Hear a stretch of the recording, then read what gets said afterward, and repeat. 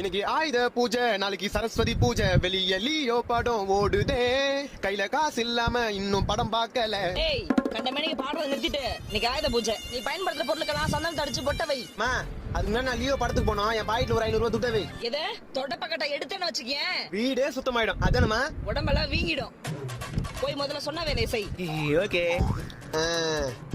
மாசம் மாசம் இஎம்ஐன்ற பேர்ல 6000 ரூபாய் உனக்கு தத்தம் பண்ணோம். டெய்லி 200 ரூபாய் பெட்ரோல் போதுமா உனக்கு? அச்சு வினாண்டு வரையரு. என்னப்பா ராசா, ஆயுத பூஜை 30 லட்சம் ரூபாய் இனோவா தான் பேரு. மாசம் 30,000 உனக்கு இஎம்ஐ கட்டணும். ஹவுஸ் இருக்கீங்க. மாசம் மாசம் சர்வீஸ் வரும் உனக்கு 5000. 3 நாளைக்கு ஒரு முறை வாட்டர் சர்வீஸ், அதுக்கு ஒரு 1000. 2000 ரூபாய் டீசல் இல்லாம 2 கிலோமீட்டர் நகர மாட்டேன்ற. அருமையா இருக்கணும் பெருமைக்காக எல்லாத்தையும் இஎம்ஐல வாங்கி போட்டேன். வாழ்க்கையே வறுமையாயிடுச்சு. எப்பயும் எங்கேயும் நம்ம சம்பாதியத்துல இருந்து தான் இஎம்ஐ கட்டணும். இஎம்ஐ கட்டணுன்றதுக்காகவே சம்பாதிக்க கூடாது.